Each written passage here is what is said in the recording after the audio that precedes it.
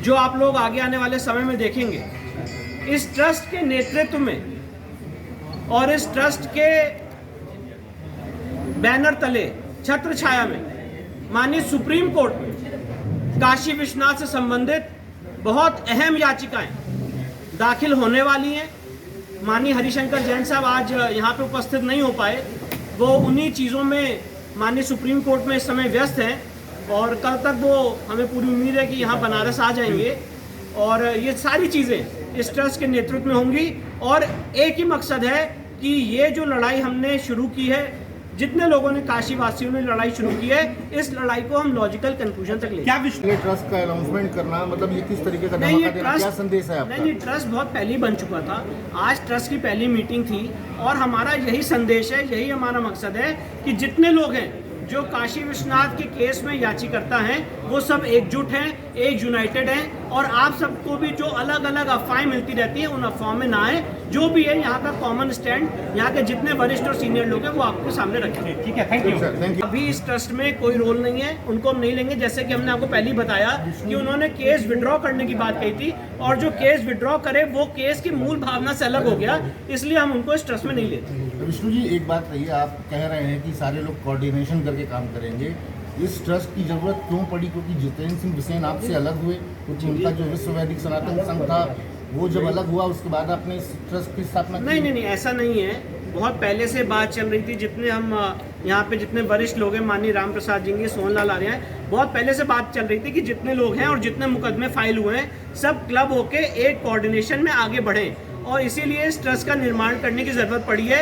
ये ट्रस्ट किसी को काउंटर करने के लिए नहीं बना हुआ, ये बात मैं स्पष्ट करना चाहता हूँ। ये ट्रस्ट किसी को काउंटर करने के लिए बना है, ये ट्रस्ट सिर्फ इसलिए बना है कि जो हम सबका एक ही मकसद है, यहाँ जितने लोग आज आए हैं, हम सबका एक ही मकसद है कि काशी विश्वनाथ का जो मूल स्थान है वो मुक्त हो। वहाँ पे जो तथाकथित ज्ञान व्यापी मस्जिद है वो ज्ञान व्यापी मस्जिद नहीं, वहाँ जिद है। और इसीलिए इस इंटेंशन से, इस भावना से सारे लोग आज एकत्रित हुए, जुड़े हैं और इसीलिए इस ट्रस्ट का गठन किया गया। अच्छा, भविष्य में ट्रस्ट की जरूरत क्यों? देखिए, ट्रस्ट की जरूरत इसलिए है क्योंकि जितने इसमें याचिकर्ता हैं, जैसे कि मैंने आपको बताया 5 मुकदमे हमने फाइल किए, सारे मुकदमों के जितने लोग हैं सब एक छत्र छाया में एकजुट रहे और जो यहाँ का शीर्ष बहुत सीनियर लोग हैं, चाहे माननीय राम प्रसाद सिंह जी हो, सोहनलाल आर्य हो, जितनी महिलाएं हो, आपस में याचिकर्ता हो, उनमें आपस में कोऑर्डिनेशन रहे, सामंजस्य रहे, एक स्टैंड रहे और एक ही मकसद है इस ट्रस्ट का कि हमें काशी विश्वनाथ केस में विजय हासिल करनी है।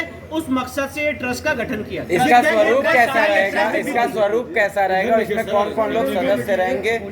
कैसे इसका संचालन होगा? देखिए, इसका संचालन माननीय राम प्रसाद सिंह जी, जो 11 लोग इसमें ट्रस्टी हैं, सोहनलाल आर्य जी, जितने लोग हैं उन सबके लोगों के, उन सारे लोगों के नेतृत्व में होगा। और मैंने जैसा कि आपको बताया कि ट्रस्ट की एक ही भूमिका है, एक ही मंशा है कि जो आदि विश्वेश्वर का मूल स्थान है वहाँ पे हमें पूजा का अधिकार मिले, वो जगह मुक्त हो और वहाँ पे जो आज तथाकथित ज्ञान व्यापी मस्जिद कही जा रही है वो ज्ञान व्यापी मस्जिद नहीं, आदि विश्वेश्वर का मूल स्थान है, वहाँ पे हमें दोबारा पूजा का अधिकार मिले। और जितने इसमें वकील हैं, चाहे वो मेरे सीनियर माननीय मेरे पिताजी हरिशंकर जैन साहब हो, मैं हूँ, सुधीर भाई साहब हो, सुभाष भाई साहब हो, हम सब लोग मिलके एक कोऑर्डिनेशन में काम करें, सारे याचिकर्ताओं में सामंजस्य हो।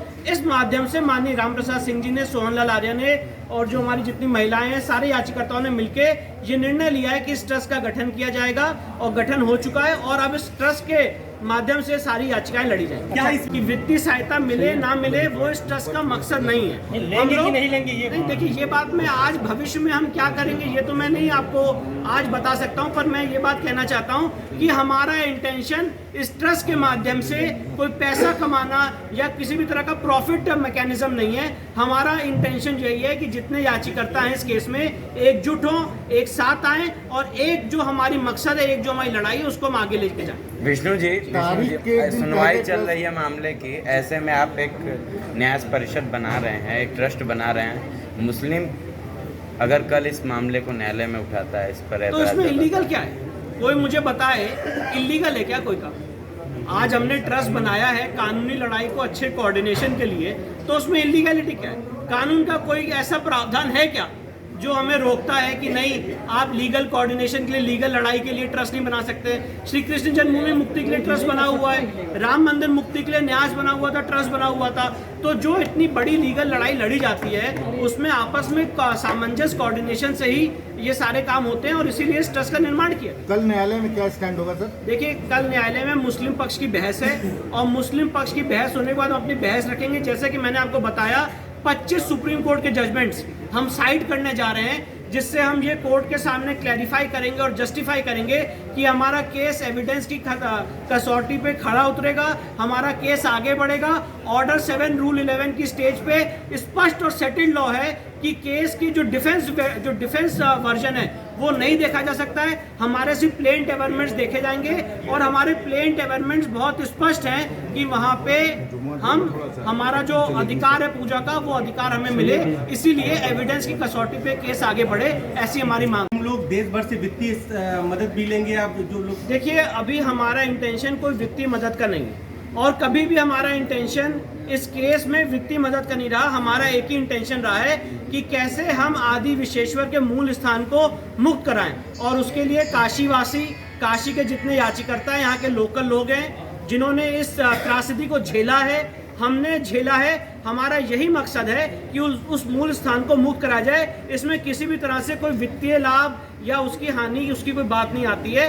एक ही मकसद है कि सब लोग एकजुट होकर ये लड़ाई लड़ें। इस ट्रस्ट में हरिशंकर जैन की क्या भूमिका होगी?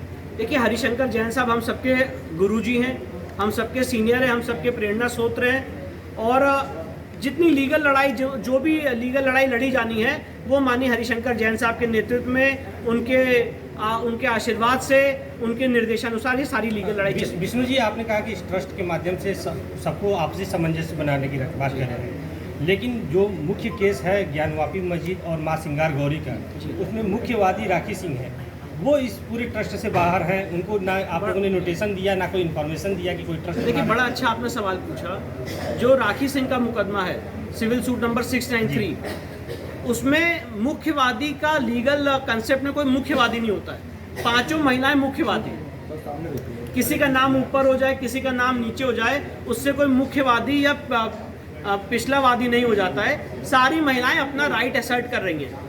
5 महिलाओं में से एक महिला ने, जो राखी सिंह जी जिनका आपने नाम लिया, उन्होंने 9 मई को केस विड्रॉ करने की बात कही और जो हमारी यहाँ पे 4 बहनें बैठी हुई हैं उनका एक ही स्टैंड रहा कि हम जहर खा लेंगे पर ये केस विड्रॉ नहीं होने देंगे।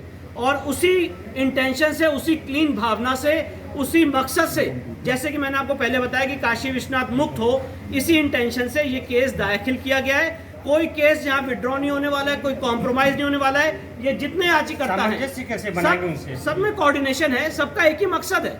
आज यहाँ पे जो मीटिंग है, जो ट्रस्ट का गठन हो रहा है माननीय राम प्रसाद जी के नेतृत्व में, सबका एक ही मकसद है कि काशी विश्वनाथ का मूल स्थान मुक्त हो, वहाँ पे दोबारा हमें पूजा का अधिकार मिले और आपस में बातचीत करके, आपस में कोई अगर लीगल प्रोसेस में क्लैरिटी चाहिए वो सारी क्लैरिटी देते हुए सारे मुकदमों को क्लब करा के एक साथ हम आगे बढ़ेंगे। और जो काशी के जितने वरिष्ठ लोग हैं, चाहे सोहन लाल आर्य जी हो, राम प्रसाद सिंह जी हो, या जितने यहाँ पे आज आपको याचिकर्ता दिख रहे हैं, इधर अपना जीवन काशी विश्वनाथ की मुक्ति के लिए खपाया है, गलाया है और हम जैसे वकीलों को इम्पोर्टेंट मटेरियल सप्लाई किए हैं कि हम कोर्ट में ऐसे केस और मुकदमे लड़ पाएं।